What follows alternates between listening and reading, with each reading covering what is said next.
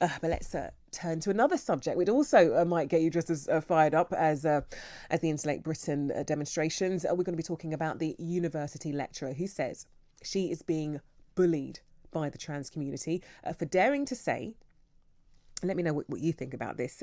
She said that many trans women are still males. And for saying that, there have been calls for her to be sacked. She's been getting abusive messages from people very, very angry over this. Is she right in what she said, or is this really an attack on the trans community? As I said, it's led to many, many people demanding that she be sacked. Let's speak to Kellie-Jay Keen. She's the founder of Standing for Women. Kellie-Jay, what did you make of her comments? Was it offensive? God, absolutely not. I think Kathleen Stock has been incredibly reasonable. She's written a well-researched book that looks at both sides of the debate. Personally, I disagree with Kathleen because I don't think she goes far enough on the side of women. But her right to express that is completely legitimate and lawful and should be expected in the university. Well, the police are actually investigating whether indeed there is any form of victim harassment in terms of towards this Kathleen Stock, this university professor. Why do you think that such a subject, such as transgender, evokes such passionate response from that community? I would say that the vocal part of that community, if that community is actually a community, but the vocal element are dogmatic and very religious in their response. It's kind of like they're involved in a cult. And so if you question the fundamental premises of that cult, then they will be incredibly emotional and irrational in their response. And they haven't just objected to what Kathleen said. They have bullied her. They have put posters all at the university asking for her to be sacked. They called her hateful names. They've said she's transphobic. There is an Instagram group with about 600 followers. I last looked. I would imagine it's more now. And it is really victimizing and bullying Kathleen Stock, and it's disgusting. I mean, Kellie-Jay, some from that community could argue that actually when it comes to the trans community, that they've been marginalised for so many years, faced severe discrimination, and their worrying concern is that the moment who they are is undermined, it could take them right back to those days. Is that a fair point? I don't think so. I think there is an entitlement and a demand that the way they see themselves, everybody else adheres to and capitulates. And I think it's perfectly reasonable that women right across the country have had enough of that. There's a hashtag on Twitter today, hashtag Hear Me Roar, where other groups, my own group, have protested against the erasure of women. At no point did we victimise, harass or target individuals. And so I think the trans rights argument comes down to this. They demand that everybody else sees them as they see themselves.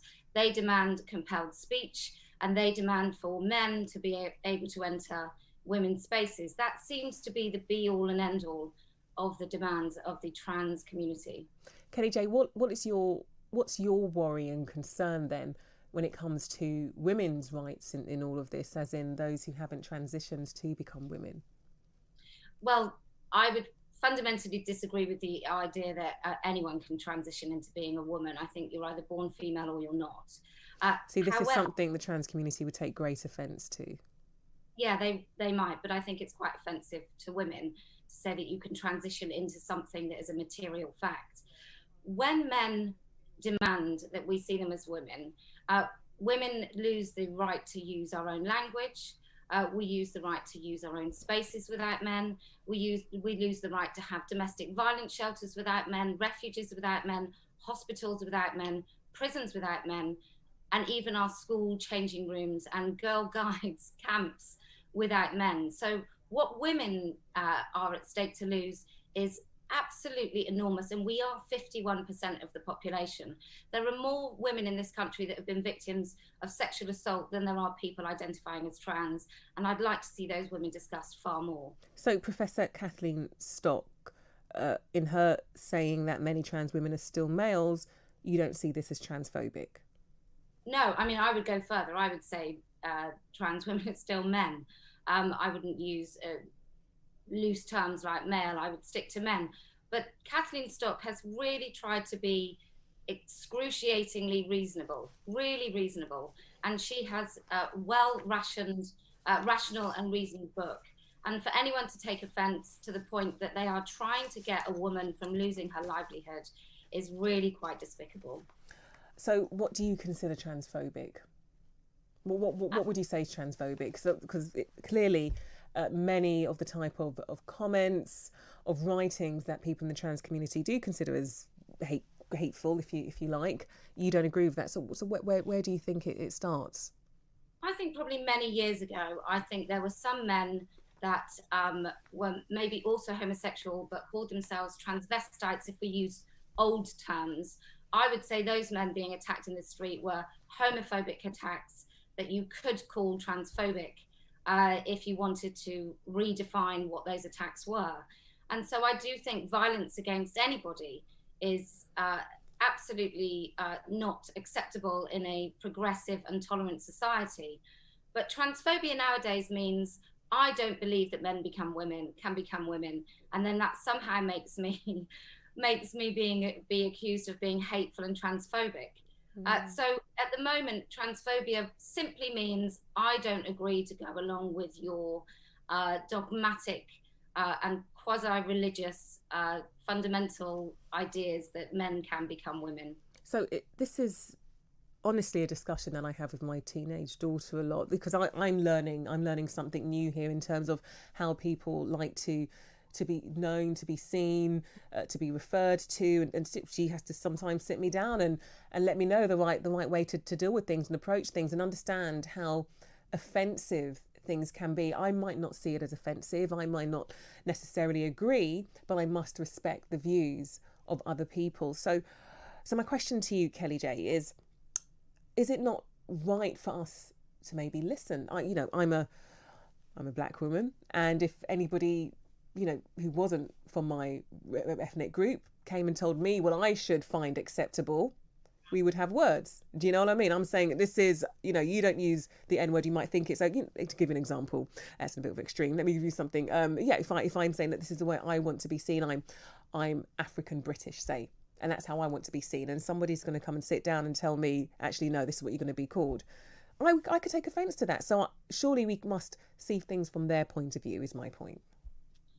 Well, if we use you as an example and myself, if I said that I was a black woman and I could talk as a black woman, I think both of us would find that pretty damn offensive and just an unreasonable thing for me to say. But that's not necessarily exactly the point. I am black, and as a black person, this is how I would like things viewed in this realm. I could have a very different opinion to another black individual, but you are white, and this is how you would want to be seen as a white person, and I must respect that regardless of what I think. No? Do you see where I'm going? Absolutely, 100%.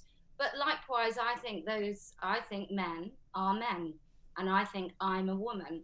So I think I'm a much better place to decide who is allowed to call themselves women.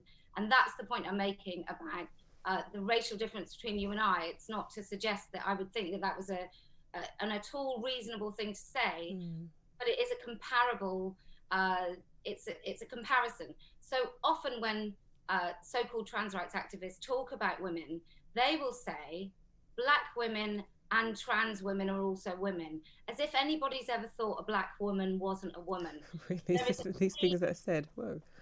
Yeah. Okay. There's a theme of racism that flows through all of this. If you talk to women in the United States of America, black women in the United States of America who are feminists, who are fighting against this, they seem to see trans rights activism as another thread of white supremacy.